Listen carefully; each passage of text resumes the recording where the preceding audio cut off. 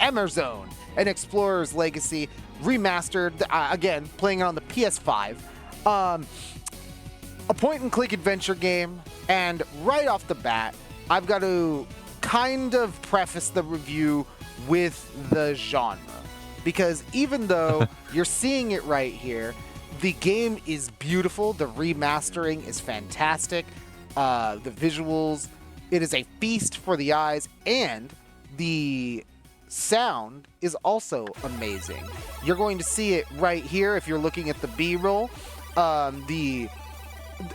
You could call a point-and-click game just one big cutscene or a walking simulator, but the cutscenes in this are beautiful. They really gave it quite the update. Yeah, and again, you're seeing the cutscene right now. It is a beautiful blend of illustration mixed with live action, mixed with the in-game rendering. It is the presentation for Amerzone and Explorer's Legacy is fantastic. But again, gotta preface it, it's a point-and-click RPG.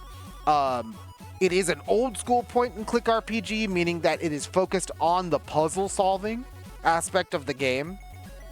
Yes. You're gonna be wanting to, using your cursor, looking at every nook and cranny, right? Yeah.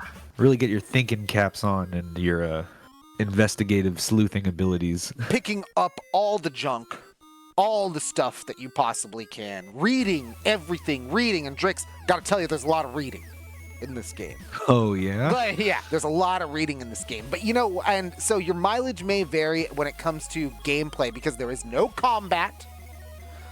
There are no enemies. There's just a lot of, admittedly, and I'll put an asterisk next to what I'm going to say, because when you take it at face value, great puzzles, well-designed puzzles that even if you played the original, and I'm going to say it, I downloaded the original and I booted it up just to go through it a little bit. Man, those old school graphics, oh my God, it's like a horror game. But it's not a horror game. Yeah, on accident.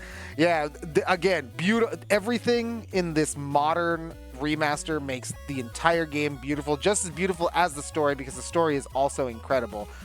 But again, there isn't any stats, no role playing. There isn't any the progression is levels. You're moving from chapter to chapter, from level to level, and moving from locale to locale. Let's say it like that.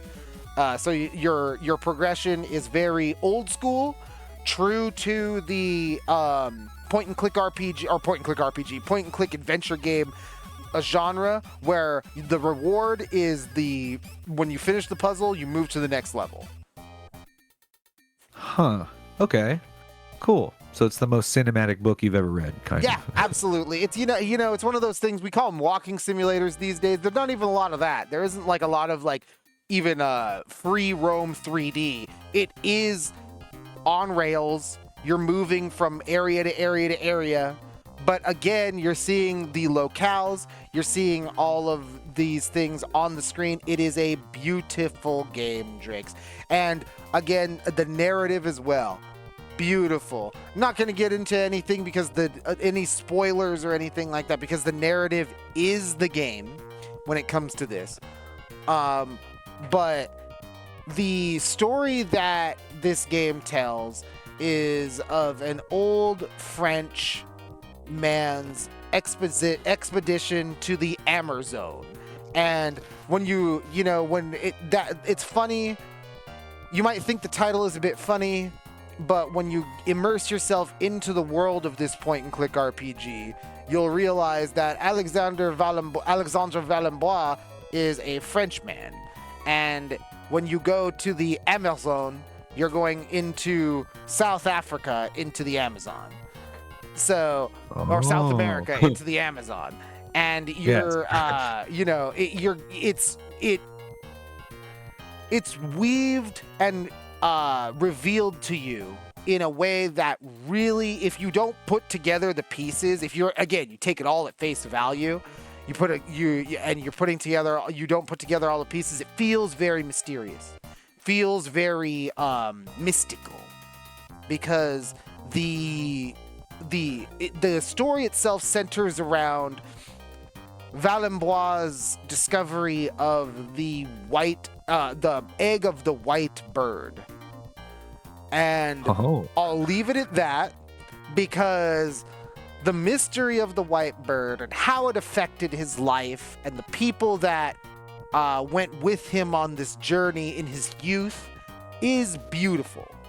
And by the end of it, it does feel emotional. So it is rewarding to get through everything. And again, here's where that asterisk is gonna come in, Drix. Huh. Okie dokie. Because when you want to get through it, the game is not going to stop you. They've taken every puzzle, and if you go long enough without solving it, the game unlocks hints to the point where, and I tested it, to the point where it will outright give you the answer. Huh. Oh boy. Yeah, your character kind of has his own intelligence almost, huh? Yeah, you'll sit there. Granted, okay. I'm not gonna knock it like a lot of people. It's not as egregious as like yellow paint, right? Where it's like, oh, I clearly can climb up these walls. You know, it's not PP like stain wall. Yeah, it's not like that. You're kind of waiting a while if you want the game to tell you what to do. You know, so to its credit, you do have to take the puzzles and solve them if you want to get through solve them yourself, I should say, if you want to get through the game in a reasonable amount of time, you know, in an amount of time that isn't going to make it feel like a slog, right? Yeah. You know, not so tedious, please. Yeah. So it has that going for it, so it doesn't completely undermine the puzzle solving. But Drix, if you're watching the B-roll right now, you'll see the main gripe that I have with this game. And it's not that it's the point-and-click genre. It's not that there is no combat. It's not that there is a lack of action, because there is a surprising amount of action when the quest starts rolling. You realize that your humble journalist background, your player character, when he follows Valembois' footsteps into the Amerzone, it does kind of get pretty tense at moments. But yeah, no, the drama is there. Oh, absolutely. And the people that you meet, you know, the people that he touched during his journey, you know what I mean? It all becomes very palpable. But again, the thing that I didn't like was, if you're watching the B-roll, you saw it. Drix, I'm playing this on the PS5 when my character's walking around a locale. Why is it choppy? Ooh, maybe they went a little too crazy on that new paint job, huh? Maybe. And you know, it's one of those things where you don't really. It's not constant. It's not every single time you're seeing me move through this like mission, you know, and it's pretty smooth, and I'm looking at all the entire locale. The panning is okay. That's as fast as the cursor's gonna go, by the way. There is no faster cursor speed, so your mileage may vary on that. There is a significant lack of options. You probably have a better spread on the PC, but if you're playing it on the PS5, just be aware that your options are very, very limited. Yeah, there's not, like, you know, are you able to switch it between performance and fidelity modes? You actually can. That do a whole lot. You actually can, but it doesn't really do anything. I didn't notice it anyway. If there is a big jump in FPS, again, it was lost on me. But no, there's choppiness. There's a lack of options, so the game can be a bit sluggish. And I can't knock the game for its puzzles and its puzzle design, because it is good. And again, I have to reiterate, if you've played the original, there is still a reason to go back and play this because some of the puzzles have been revamped. Ooh, okay. So it is pretty fun, and it is worth it to see all of the cutscenes redone. But I have to admit, the point and click genre, when you can figure out the puzzles in a timely fashion, let's say, or it's not unintuitive to you, let's say, you'll get through it rather quickly. It's about 6 hours, 7 hours. Huh. Okay. And with that being said, there isn't a ton of replayability. There are different difficulties, but it mostly just amounts to whether or not things in the overworld or on the overworld map become highlighted, or how fast the puzzles solve themselves, essentially. So it's not anything that is truly game altering. There is not a free roam option. You are on rails the whole time, and even though the game has an amazing presentation and the graphics are incredible and the audio is awesome, man, the performance, the fact that the performance on the PS5 is lackluster and chugs comes as kind of a surprise, right? I would say so. Like it's a bit of a jarring experience. The fact that it's not consistently doing it as well when it happens and it's bad, it really pulls you out of the experience, and it undermines the otherwise incredible experience that it has on offer. There are some truly breathtaking moments in Amerzone and Explorer's Legacy that really make the gravitas of the original story really stand out and really make you feel like you went on this journey, on this meaningful journey, and fulfilled the wishes of a dying old man. So that really does hit you, but it really sucks when like you turn around and then you're trying to go back to your aircraft, and then like it like chugs all the way there as your character walks down on a PS5. You're like, dude, this sucks. You go a little too crazy, too many layers of new paint there. Probably, or something like that. Maybe it's just not optimized. Really reaching for the stars. Maybe it's just not optimized for the PlayStation 5. Whatever the case, that was my experience with it, and because that was my experience with Amerzone and Explorer's Legacy, the best I can give this one is a 3 out of 5. Because Drix, if you can get through these jarring moments of that really just come out of nowhere, and you're down with the point and click adventure style of game, which is again very cerebral, very focused on puzzles. There is no action, no combat. You know. Yeah.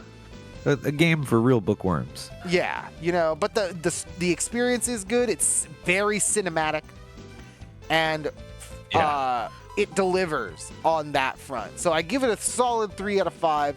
If you liked the original, if you're down with point and click games, or if you really just want a feast for the eyes on your PS5, this game is up there with some of the best looking ones. I just got hot off the heels of Ghost of Yotei. Oh my God, Assassin's Creed Shadows. I just got hot off the heels of that, and you know, man, that game has amazing graphical fidelity too.